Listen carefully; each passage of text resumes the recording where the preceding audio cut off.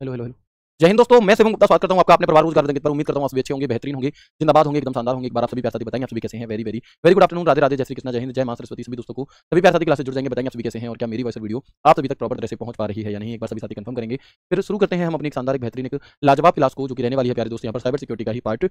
तो बिल्कुल एक बार सभी दोस्त जल्दी से क्लास से जुड़ेंगे और जो भी बातचीत हमने कल की क्लास में पढ़ी थी, क्या वहां तक की सभी चीजें आपको समझ में आ चुकी हैं या नहीं, ये भी एक बार आप सभी मुझे कंफर्म कर देंगे, फिर हम आगे की चीजों पर चर्चा कर रहे होंगे। ठीक है, चलो। तो हम यहाँ पर सबसे पहले देखेंगे कुछ वन लाइनर हैं जो आपको सीधे सीधे आपकी परीक्षा में देखने के लिए मिल जाते हैं। क्या है जी वन लाइनर, देखिएगा, मैं भी बहुत अच्छा हूं। आप देखेंगे यहाँ पर मालवेयर जो शब्द है वो किस लिए यूज होता है, तो एक मेलिशियस सॉफ्टवेयर के लिए यूज होता है, यानी कि एक दुर्भावनापूर्ण बनाया गया सॉफ्टवेयर जिसे बनाने का जो उद्देश्य है वो ही गलत है। तो मेलिस तो आपका यहाँ पर क्या है, हम क्या कहेंगे कि जो मालवेयर शब्द है ये किस लिए यूज किया जाता है, मेलिशियस सॉफ्टवेयर के लिए यूज आपका किया जाता है। मालवेयर जो खुद की नकल करता है और आपके कंप्यूटर और फाइलों को क्या करता है, संक्रमित करता है, वो कौन सा होगा, वो वायरस होगा। यानी कि एक ऐसा मालवेयर जो खुद की नकल करता है और अपनी ही कॉपीज भी बना रहा होता है, उसे हम वायरस कहते हैं।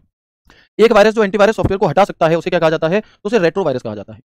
यानी कि देखो, वायरस को हटाने के लिए हम एंटीवायरस लाते हैं, लेकिन ये वायरस वाले कितने होशियार हैं कि एंटीवायरस को भी हटाने के लिए इन्होंने वायरस बना दिया ससुरा है। अब आदमी क्या करे, मतलब चोरों से बचने के लिए हमने क्या किया कि चोरों से बचने के लिए हमने पुलिस लगाई। अब ये ऐसे है कि ये पुलिस को भी हटाने की व्यवस्था करने लगी। तो बिल्कुल वही कि ऐसा वायरस वन लाइनर है, सीधे सीधे आसान है, कुछ दिक्कत नहीं है समझने में। क्या है जी कि a virus that can delete antivirus software is called, एक वायरस जो एंटीवायरस सॉफ्टवेयर को हटा सकता है क्या कहलाता है, तो वो रेट्रो वायरस कहलाता है। वायरस को हटाने वाला एंटीवायरस और एंटीवायरस को हटाने वाला उसका भी पिताजी रेट्रो वायरस। ठीक है। एप्लीकेशन सॉफ्टवेयर में फैलने वाले वायरस को क्या कहा जाता है, the virus that spread in application software is called. यानी कि जो हमारा है ना, जो हमारा वायरस होता है ये एंटीवायरस सॉफ्टवेयर को हटा सकता है, वो तो कह रहा है टू, लेकिन ऐसा वायरस जो एप्लीकेशन सॉफ्टवेयर के अंदर फैलता हो वो हमारा मैक्रो वायरस कहलाता है। कौन सा, मैक्रो वायरस।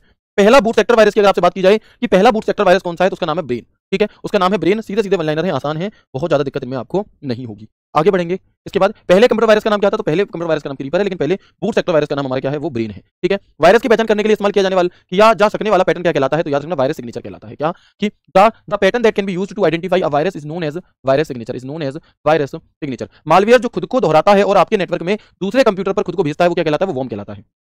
यानी कि एक ऐसा मालवेयर जो खुद को रिपीट कर रहा है लगातार और आपके नेटवर्क में दूसरे कंप्यूटर पर खुद को भेज रहा है, वो कौन सा है, वो हमारा वॉर्म है। सॉफ्टवेयर जो उपयोगी होने का दिखावा करता है लेकिन वास्तव में एक मालवेयर होता है। यानी कि एक ऐसा सॉफ्टवेयर जो दिखा तो ये रहा है कि ये बहुत उपयोगी है, लेकिन ये वास्तव में क्या है, एक प्रकार का वायरस, एक प्रकार का मालवेयर होता है। वो कौन सा है, वो ट्रोजन हॉर्स है। वो कौन सा, वो ट्रोजन हॉर्स है। ऐसे ही आपकी हमारी जिंदगी में भी कई सारे लोग होते हैं जो हमें दिखाते तो ये है कि उनसे ज्यादा भला हमारा हमारे पूरे जीवन में, हमारी पूरी लाइफ में कोई नहीं चाहता, जबकि वास्तविकता में वही हमसे अंदर अंदर कुड़ रहे होते हैं, जल रहे होते हैं, मर रहे होते हैं। ठीक है। तो ऐसे बहुत सारे लोग आपने देखे होंगे हमारे जीवन में होते हैं जो दिखावा तो ऐसे करेंगे कि हमसे ज्यादा चिंता किसी को, हमारी इनसे ज्यादा चिंता किसी को है ही नहीं, लेकिन वास्तविकता में वही हमसे अंदर अंदर द्वेष भावना अपने अंदर है। तो बिल्कुल वो कौन सा, उन्हें हम ट्रोजन हॉर्स कह सकते हैं। क्या, उन्हें हम ट्रोजन हॉर्स कह सकते हैं। ठीक है जी, कोई दिक्कत तो नहीं है, सभी चीजें आसानी से समझ में आ रही हैं। अगला देखेंगे कि जब साइबर अपराधी आपसे संवेदनशील जानकारी प्राप्त करने की कोशिश करते हैं, जैसे क्रेडिट कार्ड नंबर और पासवर्ड आदि, इसे क्या कहा जाता है, इसे फिशिंग कहा जाता है। क्या, इसे फिशिंग कहा जाता है। क्या कहा जाएगा प्यारे बच्चे, तो इसे फिशिंग कहा जाता है। ठीक है, चलो। यानी कि जब साइबर अपराधी आपसे कोई आपकी पर्सनल जानकारी प्राप्त करने की कोशिश करता है, क्रेडिट कार्ड का नंबर, कोई पासवर्ड वगैरह, इसे हम फिशिंग कहते हैं। IP address, DNS, domain name system, email संबंधित अपराध जो होते हैं वो स्पूफिंग कहलाते हैं। यानी कि डोमेन नेम सिस्टम से संबंधित, आईपी एड्रेस से संबंधित या आपका ईमेल से रिलेटेड जो हमारे क्राइम होते हैं साइबर सिक्योरिटी के अंदर, वो क्या कहलाते हैं, वो स्पूफिंग शब्द कहलाते हैं। अनसॉलिसिटेड मेल को हम क्या कहते हैं, यानी कि जो अनवांछित मेल होते हैं, जो बहुत सारी दुनिया भर के बिना काम के मेल आते हैं, उन्हें हम क्या कहते हैं, उन्हें हम स्पैम मेल कहते हैं और इन्हें हम जंक मेल भी कह रहे होते हैं। क्या, इन्हें को हम स्पैम मेल को ही हम जंक मेल भी कहते हैं, या जंक मेल को हम स्पैम मेल भी कहते हैं। यानी कि unwanted junk mail mass in email क्या कहलाएगा, स्पैम कहलाएगा। वो भी क्या कहलाएगा, स्पैम कहलाता है। एक व्यक्ति जो कंप्यूटर सिस्टम तक अवैध पहुंच प्राप्त करता है उसे क्या कहा जाता है, उसे हैकर कहा जाता है। एक ऐसा व्यक्ति जो किसी कंप्यूटर पर अवैध पहुंच का मतलब है कि उसका हक नहीं है उस कंप्यूटर पर जाने का कुछ भी, लेकिन वो फिर भी गलत नियत के साथ उसके कंप्यूटर को अगर क्या है एक्सेस ले रहा है उसका, तो वो हैकर होगा। कौन होगा, हैकर होगा। इसके बाद यह सॉफ्टवेयर में एक छेद है जो डिजाइनर द्वारा छोड़ा गया है, उसे हम ट्रैप डोर कहते हैं। किसी विशेष स्थिति या समय के दौरान वायरस होता है, इसे हम क्या कहते हैं, टाइम बम कहते हैं। यानी कि एक ऐसा वायरस जो किसी स्पेसिफिक डेट एंड टाइम पर ही काम करेगा, उसे हम टाइम बम कहते हैं। क्या कहते हैं, उसे हम यहाँ पर प्यारे दोस्त टाइम बम कह रहे होते हैं। ठीक है भाई, तो मुझे बताएंगे जो भी चीज़ हमने अभी तक यहाँ पर जानी है सभी आपको समझ में आ गई।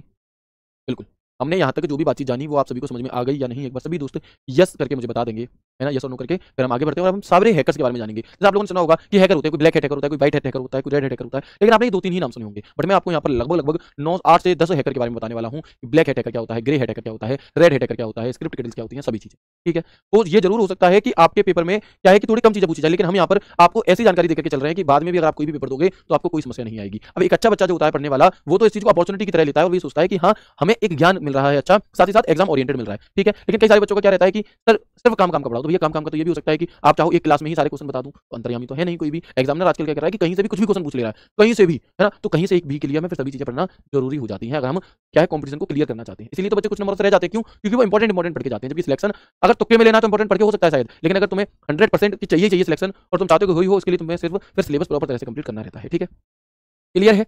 आगे बढ़े, अब हम बात करते हैं यहाँ पर टाइप ऑफ हैकर्स की। इसकी टाइप ऑफ हैकर, तो सबसे पहले तो नाम देख लो कि कौन कौन से हमारे हैकर के नाम यहाँ पर होते हैं, है ना? तो हम देखेंगे एक है व्हाइट हैट हैकर। इसकी व्हाइट हैट आपको दिखाई नहीं दे रही, बट मैं दिखा देता हूँ। इस प्रकार से इसकी व्हाइट हैट यहाँ पर बनी हुई है। तो एक होता है व्हाइट हैट हैकर, ठीक है? हेड क्या होता है पता है? पहले क्या होता था WWE में, पहले क्या होता था WWE वगैरह में, वो आता था अंडरटेकर। जानते हो आप लोगों ने देखा है, जो लोग पुराने बच्चे होंगे वो पहले देख उन्होंने जरूर देखा होगा, अंडरटेकर आता था, कैन आता था, ऐसे अलग अलग नाम थे कई सारे, है ना? तो और जॉन सीना आता था, शायद आपने देखा हो। तो जो अंडरटेकर है वो एक टोपी लगाता था ऐसी अलग टाइप की, उसी को हम हेड कहते हैं। क्या कहते हैं? यानी कि ये जो आपको ऐसी वाली कैप दिखाई दे रही है ना, ये वाली कैप, इसे हम क्या कहते हैं? इसे हम हेड कह रहे होते हैं। तो एक तो होता है हमारा white hat hacker, white hat hacker. एक होता है हमारा ब्लैक हैट हैकर, कौन सा? एक होता है हमारा ब्लैक हैट हैकर, ठीक है? एक होता है हमारा ग्रे हैट हैकर, कौन सा? एक होता है हमारा ग्रे हैट हैकर। एक होता है हमारा स्क्रिप्ट किडीज। एक होता है हमारा ग्रीन हैट हैकर। एक होता है हमारा ब्लू हैट हैकर। एक होता है हमारा रेड हैट हैकर। एक होता है हमारा नेशन स्पॉन्सर्ड हैकर। एक होता है हमारा हैक्टिविस्ट और एक होता है हमारा मैलिशियस इनसाइडर और विसल ब्लोवर। अब आपसे अगर क्वेश्चन पूछा जाए, ठीक है ना? तो हम क्या कहेंगे यहाँ पर कि अगर आपसे पूछा जाए कि दिए गए 4 विकल्पों में से कौन सा एक हैकर का प्रकार नहीं है, तो आप यहाँ पर पहले तो नाम आपको पता होना चाहिए कि ये हैकर हमारे अवेलेबल होते हैं। कौन-कौन से? White hat hacker, black hat hacker, grey hat hacker, script kiddies, green hat hacker, blue hat hacker, red hat hacker, state nation sponsor, activist and malicious insider hacker, ठीक है? अब हम एक-एक करके इन सभी के बारे में जानेंगे। आप चाहो तो इनके नोट्स मत बनाना, अपने हिसाब से बस एक-एक लाइन लिख लेना। मैं बस आपको अच्छे से समझाने के लिए कुछ उदाहरण वगैरह भी आपके सामने दूँगा, तो उन्हें लिखने की जरूरत नहीं है, समझ लेना। समझ लोगे तो सभी चीज़ें याद हो जाएँगी, है ना? तो हम यहाँ पर देखेंगे, एक होता है व्हाइट हैट हैकर।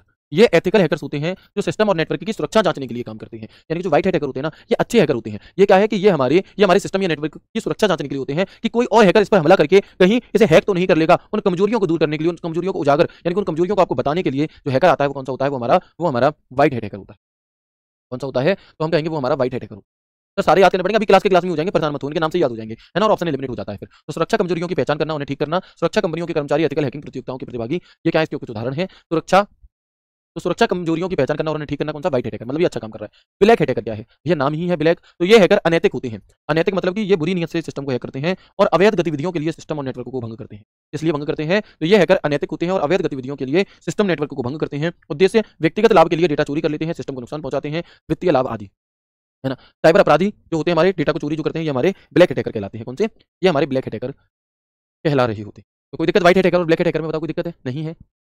आसानी से समझ जाएंगे, बहुत आसान है इन दोनों में कंपेयर करना। तो व्हाइट हैकर अच्छे हैकर जो हमारे कंप्यूटर या नेटवर्क की सुरक्षा को देखते हैं, जबकि ब्लैक हैकर जो है हमारे, ये क्या काम करते हैं? ब्लैक हैकर ये बुरी नीयत से हमारे कंप्यूटर को हैक कर रहे होते हैं, अनैतिक और अवैध गतिविधि। आगे देखेंगे, अगला है हमारा ग्रीन हैकर। कौन सा? यार ग्रे हैकर। तो ये हैकर क्या होते हैं कि व्हाइट और ब्लैक हैट के बीच के होते हैं। जो ग्रे हैकर हैं, ये व्हाइट, भाई एक चीज बताओ, जो ग्रे कलर है वो कैसे बनता है? ब्लैक एंड व्हाइट से मिलकर के बनता है हमारा, है ना? बिल्कुल। हाँ, बिल्कुल व्हाइट मनी और ब्लैक मनी जैसा सेम कॉन्सेप्ट कह सकते हैं, ठीक है? तो आप देखेंगे कि ये हैकर व्हाइट और ब्लैक हैट के बीच आते हैं, जो बिना अनुमति के सिस्टम को भंग तो कर सकते हैं, लेकिन नुकसान पहुंचाने का इनका कोई भी इरादा नहीं होता। सुरक्षा कमजोरियों की पहचान करना, कभी-कभी पुरस्कार या प्रशंसा के लिए भी स्वतंत्र सुरक्षा शोधकर्ता होते हैं ये। यानी कि जो ग्रे हैकर हैं, ये कैसे हैं? ये हैक तो कर रहे हैं किसी के कंप्यूटर को, लेकिन ये क्या है? हैक कर रहे हैं बिना बताए हैक कर रहे हैं, तो गलत तो हो गई भैया कोई चीज। अगर कोई व्यक्ति किसी के कंप्यूटर को हैक कर रहा है, तो भले ही वो कितनी भी अच्छी सोच के साथ कर रहा हो, गलत काम तो गलत ही है, तो ये तो ब्लैक वाला पोर्शन आ गया उसका। लेकिन यही काम हमारा, लेकिन यही वो इसलिए नहीं कर रहे कि उन्हें कुछ चाहिए, कोई फिरौती चाहिए, कोई पैसे चाहिए, नहीं। वो सिर्फ इसलिए कर रहे हैं ऐसा, जिससे कि उन्हें क्या एक अटेंशन मिल सके, है ना? कोई पुरस्कार दे दे भैया कोई कंपनी। मान लो अगर आज आप गूगल को हैक कर लो, कोई कोई कमी निकाल दो गूगल में, तो भाई और फिर उससे क्या कहो? उससे फिरौती नहीं मांगो, उससे कहो देख भाई मैंने तो बस ऐसे कर लिया था, है ना? तुम समझो कि तुम्हारे अंदर कमी से सुधार लो, तो गूगल खुश होकर तुम्हारे मुंह पर 5-10 करोड़ रुपए मार देगा। लो क्या बहुत बढ़िया भाई तूने किया कि तू एक अच्छा भला आदमी था, जो तूने मुझसे फिरौती नहीं मांगी, तूने मेरी कमजोरी मुझे बता दी। तो ये तो इस टाइप के जो हमारे हैकर होते हैं, ये कौन से कहलाएंगे?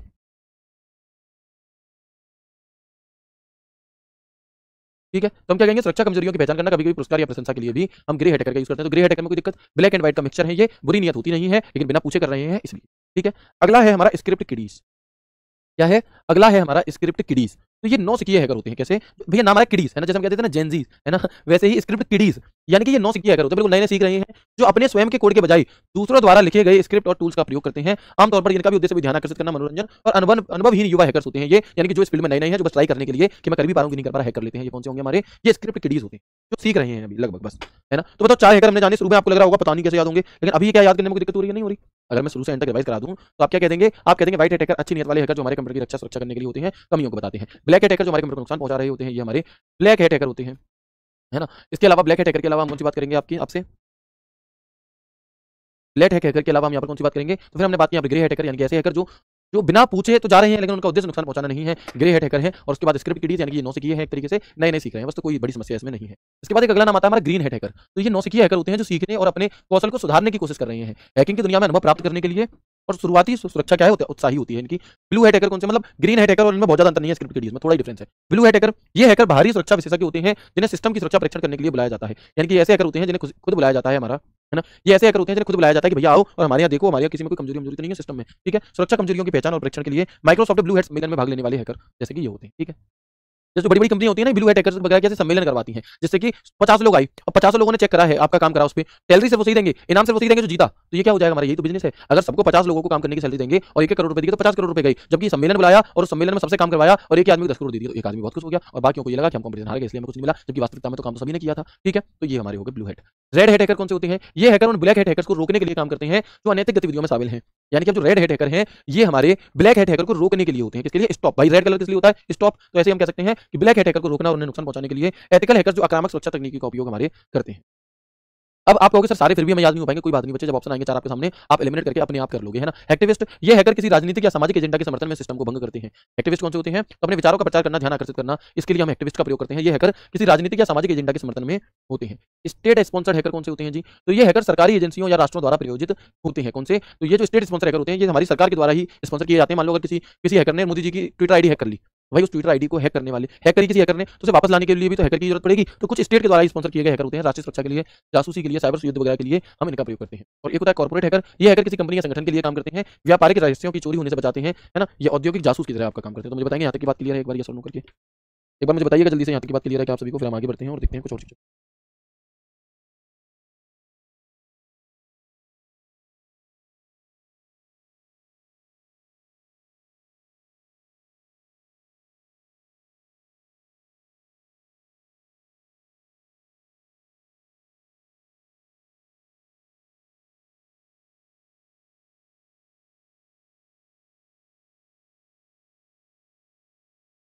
ठीक है जी, आगे बढ़ते हैं। इसके बाद हम रैनसमवेयर के बारे में मैं आपको बता चुका था, कुछ और जानकारी लेंगे वन लाइनर के तौर पर रैनसमवेयर।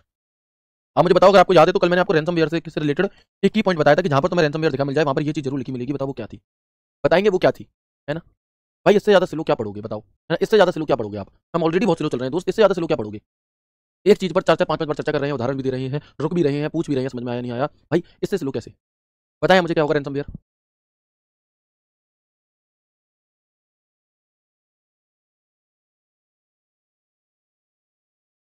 बिल्कुल, हाँ, तो सबसे पहले एक आंसर आया है फिरौती, रेखा कुमारी। और कौन बताएगा, तो मैंने आपसे कहा था जहाँ पर फिरौती शब्द हमें देखने के लिए मिल जाए वहाँ उत्तर हमारा क्या हो जाएगा, रैनसमवेयर हो जाएगा। तो एक मालवेयर है जो कंप्यूटर को संक्रमित करता है और उपयोगकर्ताओं की पहुंच को प्रबंधित करता है। इसे अनलॉक करने के लिए फिरौती दी जाती है। साइबर अपराधी पीड़ितों से उनके कंप्यूटर या डेटा तक पहुंचने प्राप्त करने के लिए फिरौती की मांग करते हैं। पहला रैनसमवेयर का नाम क्या है, तो एड्स ट्रोजन है, 1989 में ये बना था। अगर आपसे पूछा जाए कि पहला, सबसे पहला हमारा, है ना, अगर हमसे पूछा जाए कि सबसे पहला कौन सा रैनसमवेयर था तो एड्स ट्रोजन है। और बाय किसके द्वारा बनाया गया, जोसेफ एल पोप करके, हार्वर्ड के ट्रेंड एवोल्यूशनरी बायोलॉजिस्ट हैं ये। और एग्जांपल क्या है इसके, तो WannaCry, CryptoLocker, CryptoWall, ये सभी हमारे इसके उदाहरण होते हैं किसके, रैनसमवेयर के। स्पूफिंग शब्द देखो, स्निफिंग और फिशिंग, 3 प्रकार के साइबर हमले जिनका उद्देश्य डेटा चोरी, धोखाधड़ी या नेटवर्क में घुसपैठ करना होता है ना। हम क्या देखेंगे, स्पूफिंग, स्निफिंग और फिशिंग, 3 चीजें हैं। एक स्पूफिंग है, एक स्निफिंग है और एक फिशिंग है, ठीक है। तो ये 3 प्रकार के साइबर हमले ऐसे होते हैं जिनका उद्देश्य किसी डेटा को क्या करना होता है, डेटा को चोरी करना, धोखाधड़ी या फिर नेटवर्क में घुसपैठ करना होता है। एक एक करके इन तीनों के बारे में।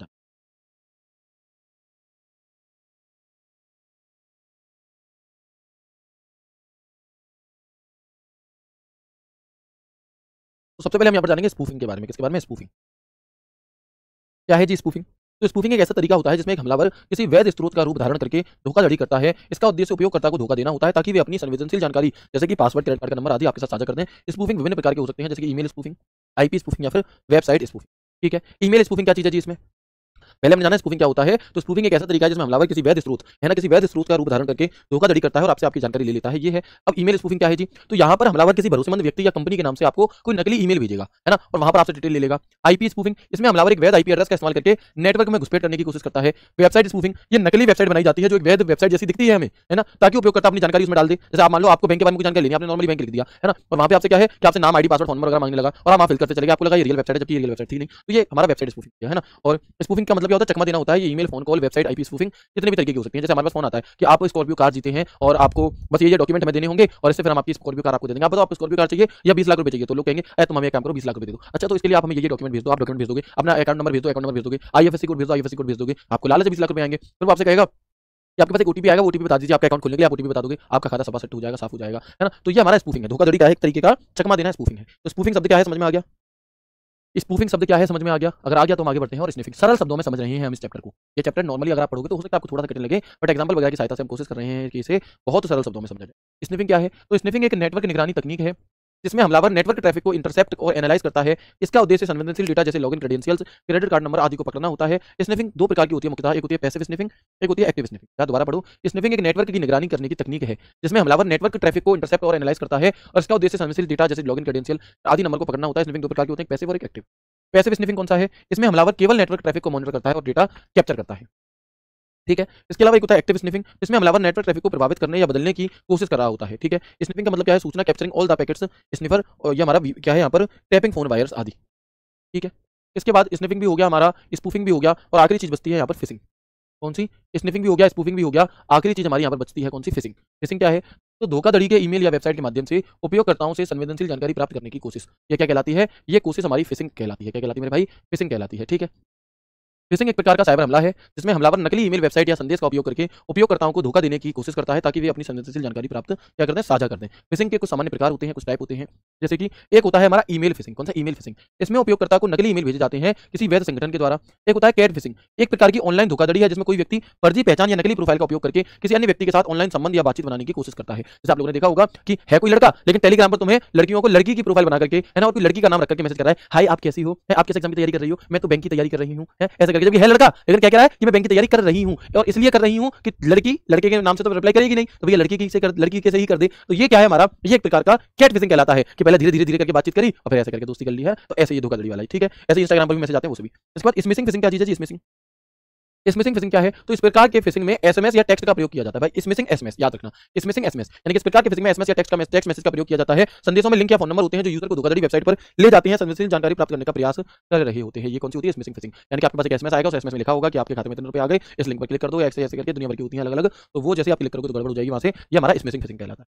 बात आई समझ में? इसके बाद एक अगला होता है हमारा स्पीयर फिशिंग। स्पीयर फिशिंग क्या है जी? इसमें व्यक्तिगत रूप से टारगेट किए गए ईमेल भेजे जाते हैं जो उपयोगकर्ता के बारे में व्यक्तिगत जानकारी का उपयोग करते हैं।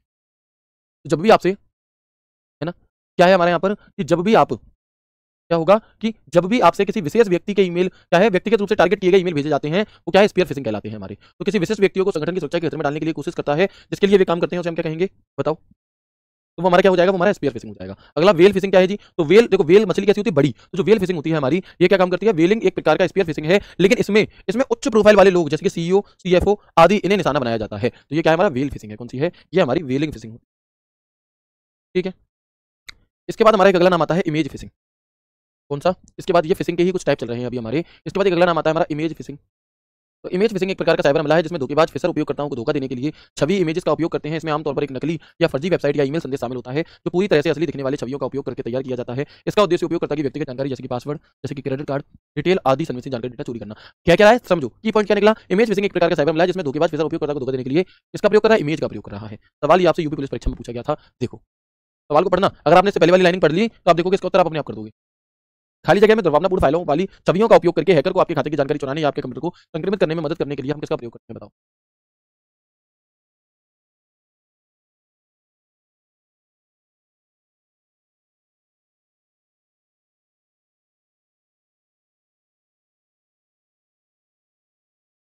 तो बताएंगे सवाल का उत्तर क्या होगा हमारा?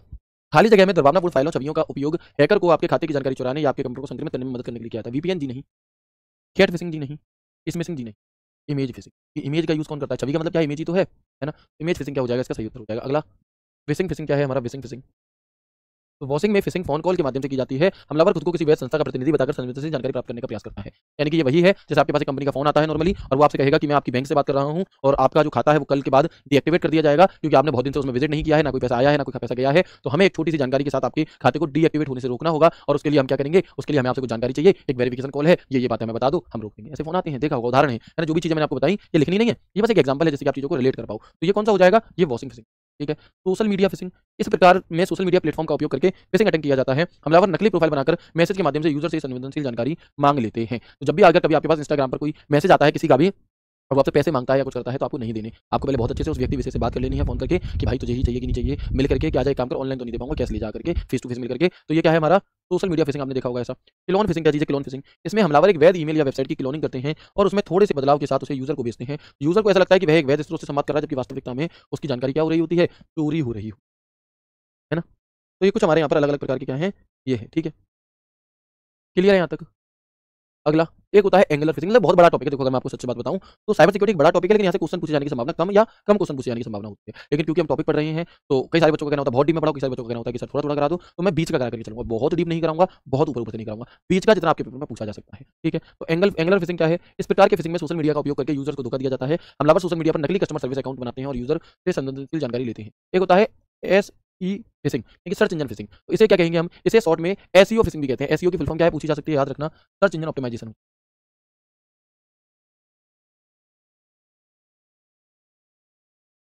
क्या होगी?